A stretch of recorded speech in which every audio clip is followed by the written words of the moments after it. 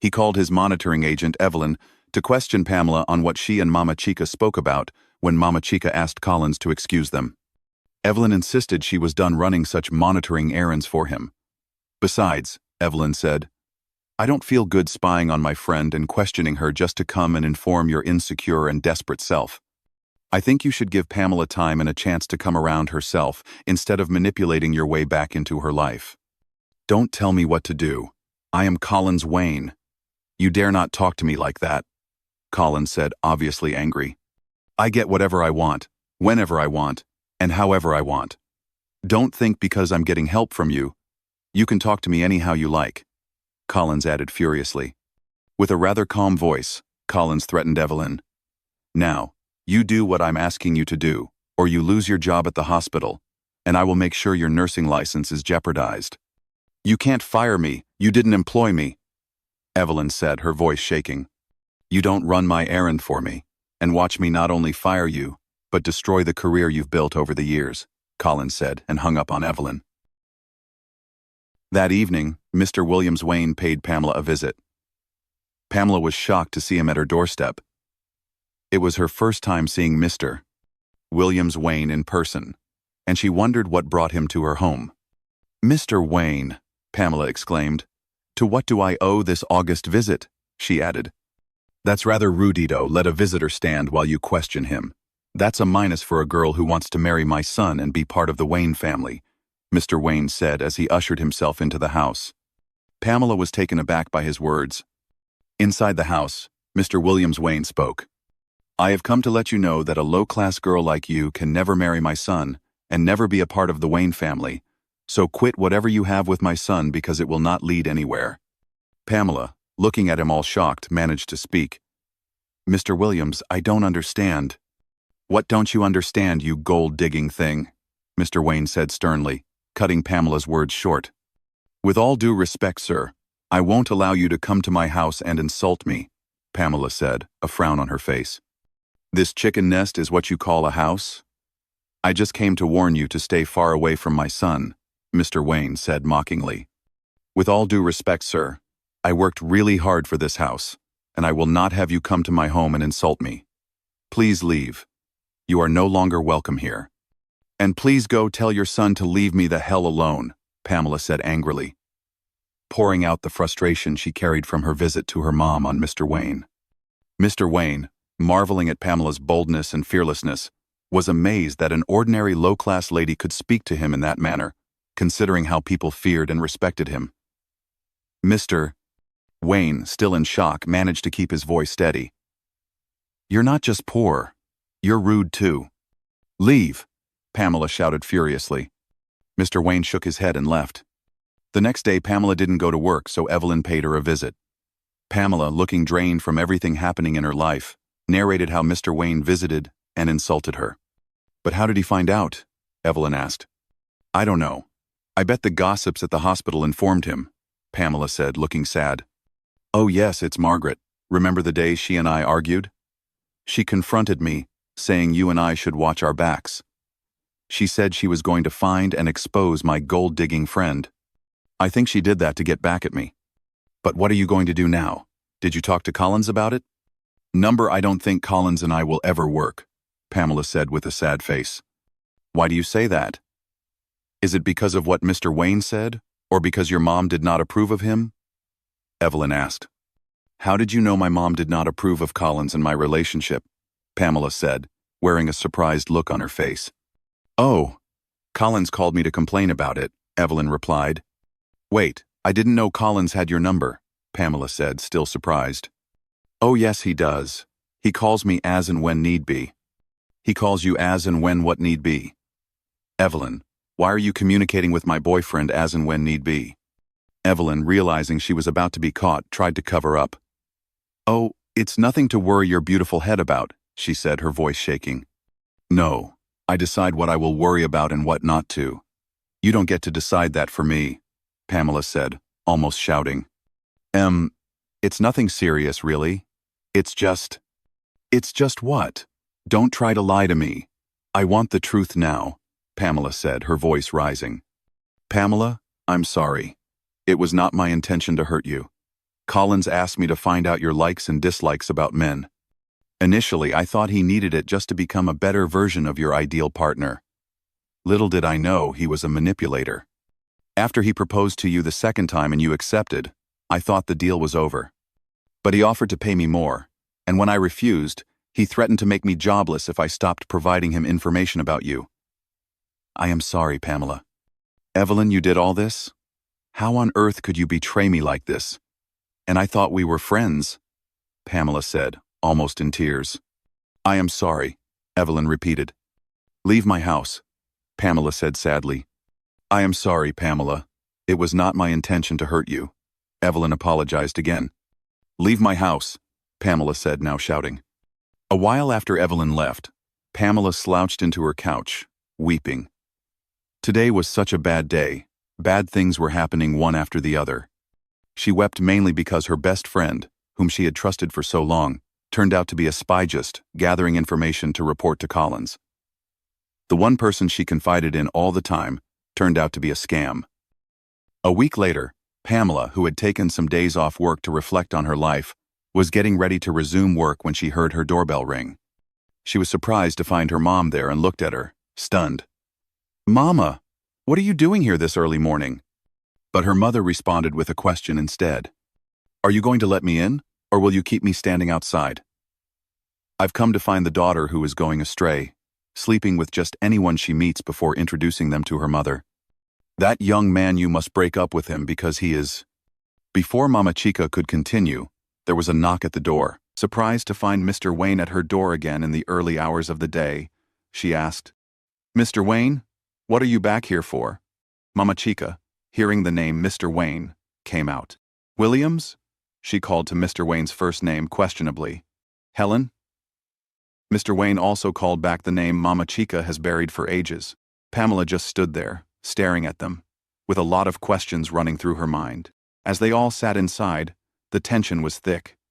Pamela, still stunned, looked from one face to the other and finally broke the silence. Do you two mind explaining to me how you know each other?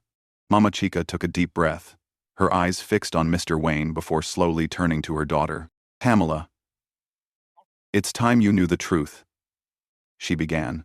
Years ago, I was not known as Mama Chica. My name was Helen Wayne. Yes, I was legally married to this very man sitting in front of you, Williams Wayne. Pamela gasped, her eyes widening. I was young, in love, and thought I had found a partner for life. But shortly after our marriage, I started noticing things. Lipstick stains on his shirts, condoms in his pockets, and he'd come home reeking of perfume that wasn't mine. I tried to speak up, to save our marriage. But he never cared. He would wave me off like I was nagging. Mr. Wayne shifted uncomfortably, but said nothing. Mama Chica's voice trembled slightly as she continued. One day, I decided to surprise him at his office. Pamela, what I saw there broke me. Was making out with his secretary. And as if that wasn't enough, a few days later, he brought that same woman home and told me he was going to marry her as a second wife because she was pregnant with a male child. Pamela's hand flew to her mouth. That was the final straw for me. I couldn't take it anymore. I packed what little I could, took you in my arms, you were barely 2 years old, and left that house without looking back. I started over in a new state, changed my name, and raised you alone. Everything I did to protect you from a man who never respected the woman he married or the family he had. Pamela sat frozen, her heart pounding as the truth unraveled before her eyes. Mr. Wayne finally spoke. Helen, But Mama Chica cut him off. Don't. You lost the right to speak into my life the day you chose betrayal over loyalty. And now your 2 children are doing the abominable. They're in love with each other. Chai, Collins, you see what your infidelity has finally brought upon us. Pamela looked at her mother, then at Mr. Wayne, trying to process the whirlwind of revelations now crashing through her world. So Collins, my fiancé, is my half-brother? Oh my God. So this man who came to insult me in my own house is my father? Mr. Wayne cut her short. I am sorry to you both. I came here today because I couldn't sleep. I've been thinking about you, Pamela. I know this confidence, The confidence with which you spoke to me yesterday was familiar, family in a way. Helen, I am sorry, okay? After some years, I came back to my senses. I searched for you everywhere. You left me without a trace. Just a few days ago, I found out that Colin's the child of my secretary is not mine. She framed her lover's pregnancy on me, and I've trained someone else's child for all these years, neglecting my own child, all because of my promiscuous ways. I am sorry, Helen. I have never stopped loving you. Oh, how beautifully our daughter has grown. But Mama Chica cut him short. Oh, so now that your beloved male child is no longer yours, you suddenly care about your daughter? Chai, Collins, you disgust me. Get out of this house now before I pour hot water on you. Get out. She shouted at Mr. Wayne, who had no choice but to leave. Pamela, still processing what had happened, asked her mother, Mama, why didn't you tell me my father was alive? Why did you lie and say he was dead? Mama Chica stood there as if she was only now realizing her mistake. I could not bring myself to narrate to you all the suffering he put us through. As far as I was concerned, he was dead to me. All I'm grateful for is that Collins is not your brother. I couldn't bear the thought of you sleeping with your brother. Chai, incest? Over my dead body? Pamela, just forget about him. I am your only parent. I hope you are not considering going back to him. Pamela just stood there, overwhelmed. Is that what you'll say, Mama? All these years I thought my father was dead. You could have just told me the truth about him, Pamela said and walked into her room. For 2 days, Pamela locked herself in her room. She didn't eat, nor did she respond to her mom's soft calls. But on the 3rd day, she decided to go out and take some fresh air, only to find a letter at the doorpost. She read it and showed it to Mama Chica. Dear Helen, my wife, and my beautiful daughter Pamela, I am happy and deeply grateful to have spoken to you both. For years, I believed I would die, without ever setting eyes on you again. I want to sincerely apologize for the years I wasted living a reckless and promiscuous life, not cherishing my family, me wife. My child was the greatest mistake of my existence, and it haunts me every single day. I've been diagnosed with lung cancer and have only a few months left to live. I beg you both, from the depth of my soul, to allow me to spend whatever time I have left with you. Please, I just want to create some beautiful memories together before I finally leave this world. With love, your husband and father. After they read the letter, all the hatred and pain both mother and daughter had for Mr. Wayne were replaced with empathy. They visited Mr. Wayne the following day. Mr. Williams Wayne was overjoyed to see them. They spoke all through the day, catching up on Pamela's childhood memories, her likes and dislikes. They laughed at certain silly things Pamela did when she was young.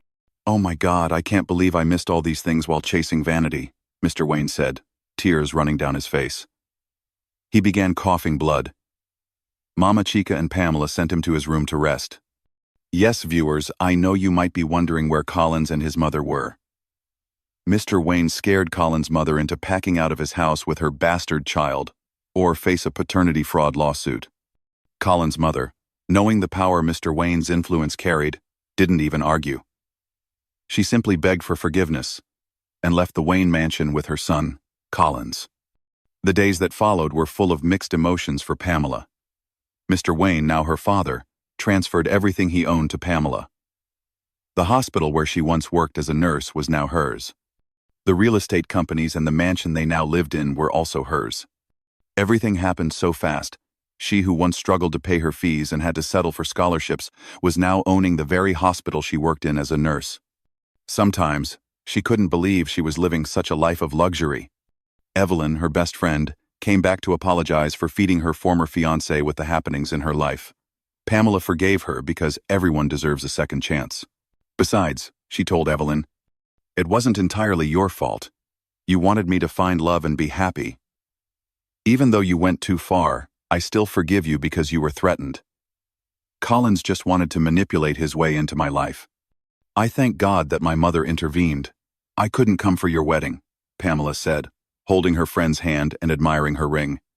It wasn't because I was angry at you. Oh, bestie. You know already. The ups and downs were just overwhelming. But I promise, on your first anniversary, I'll be the one to organize the grandest party for you. But Evelyn rejected the offer. That's not what I want. I want my dear friend here to get off the market soon. Which market? Pamela replied. I beg, nah, here I for die. I've accepted my fate. Marriage is not meant for you. They both laughed. Margaret also came to ask Pamela for forgiveness, for gossiping about her to Mr. Wayne. I didn't know he was your father, she pleaded. But Pamela stood her ground. She ordered the hospital administration to suspend Margaret without pay for 2 months on the basis of workplace misconduct. One day, Pamela closed from work, tired. She got home to see Reuben sitting comfortably in her living room. Do you guys remember Reuben? Yes. Pamela's first love and fiancé who traveled abroad and ended up cheating on Pamela. Now Pamela stood there, tired and angry. Who let this strange being into the house? She asked, boiling with anger. Mama Chica came out. I did. My dear, why are you boiling like this? You be water? I beg, calm down, she said, sitting beside Reuben. This young man here has something to tell you, and as a good mother, I figured you must hear him out. Mama, I don't want to hear anything. You know very well what he did to me, and now you want me to listen to him so he can brainwash me? You listen first and decide. I won't force you.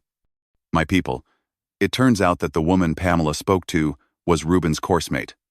According to Reuben, Angela was her name. She was the only black person in Reuben's departmental faculty. They became friends when they both found out they were Nigerians. They clicked instantly. Besides, the lady is married with kids in Nigeria. She wouldn't have picked the call if you weren't calling so persistently, Reuben said.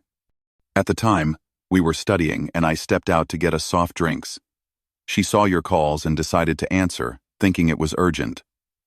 But you didn't even allow her to speak. You just assumed. And hung up. She's been blaming herself ever since for causing our breakup, he added. Pamela stood there, torn between believing him or thinking it was all a cooked-up story. How will I know this isn't just a made-up excuse? She asked. Oh, Angela asked me to call her if I get here, Reuben said. But Pamela just wasn't having it. Please, just leave. I need some rest. Reuben quietly left, without saying anything. He was happy that Pamela had at least listened. The next day, while Pamela was getting ready for work, a lady called. Hello, I'm Angela. I just wanted to let you know that Reuben loves you. For 4 years, as his coursemate, he never stopped talking about you. He almost had to repeat a course because of the breakup message you sent. He could have failed if not for a lecturer who counseled him. Pamela listened quietly. Thanks for your concern. I have to go now. At work, she couldn't focus. Her mind was full of Reuben, how good-looking he had become, even though he had lost a little weight. Reuben had been her first love, and she had never stopped loving him. The real reason she accepted Colin's proposal was to try and forget about Reuben. But seeing him again made her realize she still loved him. On Saturday, Pamela and Evelyn went out for their usual girls' outing. Pamela narrated the whole Reuben incident to Evelyn. Evelyn advised her to accept Reuben back, quoting her own words. Everybody deserves a second chance. As Pamela drove back home, she wondered why Reuben hadn't called or texted since the day he came to apologize. She wanted to call him and say how much she had missed him, but then it hit her she didn't even have his contact. Pamela got home to see Reuben sitting in her hall, chatting and laughing with her parents. Oh, Pam, you're here. How was your outing? Her father, Mr. Wayne, asked. Not waiting for Pamela to respond, he stood up and walked out of the hall, and Mama Chica followed. Pamela stood there, unsure of what to say. Reuben said, Pam, I'm sorry I made you doubt my love for you, but I want you to know that I have never cheated on you, and I never will. Pamela sat by Reuben, held his hands and said, I believe you, and I forgive you. I love you, Pam. I love you too, she replied. They hugged a long, tight hug. I missed you too much, my love, Reuben whispered. Mr. Wayne and Mama Chica, who were eavesdropping, entered the hall and Mr. Wayne teased, Should I get you 2 lovebirds a room? And everyone started laughing. Reuben stayed for dinner, and the family had a long conversation over the meal. Afterward, Pamela and Reuben had a romantic chat until midnight. Even then, Reuben didn't want to leave, as if they hadn't had enough of each other. Later they went to bed, Pamela sleeping in her room, and Reuben in the guest room. The next day was a Sunday. Pamela and Reuben did not come out for breakfast because they had slept late into the night. But coincidentally, they both came down at noon, just as Mama Chica returned from church and was setting up the table for lunch. Pamela quickly went into the kitchen to help her mother out, since the house helps who always had their day off on Sundays were not there. The family had their meal at the grand dining table. Reuben and Pamela kept exchanging glances, and Mr. Wayne, noticing what was going on, asked sarcastically, "Do you two lovebirds want us to leave the table for you? You had the whole of yesterday to yourselves, but it seems you two still haven't had enough of each other." After lunch, the family was playing a game of truth or dare when Mr. Wayne started coughing. "Bring him water, Pamela," Mama Chica demanded. Mr. Wayne took a sip of the water Pamela brought, but the coughing persisted. The family doctor was called, and the diagnosis revealed how quickly the cancer had spread. Mr. Wayne was dying. The family, once cheerful and bubbling with joy, now sat by Mr. Wayne's bed, sad and sorrowful. Mr. Wayne spoke slowly, saying, "Death is inevitable, but when mine was approaching very fast, I thought I would die an unhappy man. But you, my lovely wife, and my beautiful daughter, made my last days on earth very memorable and fulfilling. Now I can die knowing that the two most important people in my life are happy with me. Thank you," he said in a whisper. Everyone in the room was now teary. "Reuben, my son-in-law, please, take very good care of my two gems. You are now the son I never had." "I will, Mr. Wayne," Reuben said tearfully. The doctor interrupted the conversation and asked the family to excuse Mr. Wayne so he could rest. Reuben wanted to go home and get some of his belongings, but Pamela objected. "No, love, you can wear Papa's clothes."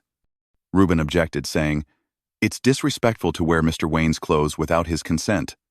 But Pamela insisted that her father wouldn't mind. That night, the family slept really late because they kept checking in on Mr. Wayne just to make sure he was okay. Pamela and Reuben woke up to a loud shout from the master bedroom. It was Mama Chica. "Pamela, your father is gone," she shouted, crying. Everyone knew this would happen, but they didn't expect it to be so sudden. Sadness hit the Wayne family hard. Months after Mr. Wayne's burial, the family was still mourning his loss. Out of respect for his memory and the somber mood that lingered, Reuben and Pamela chose to forego a grand celebration.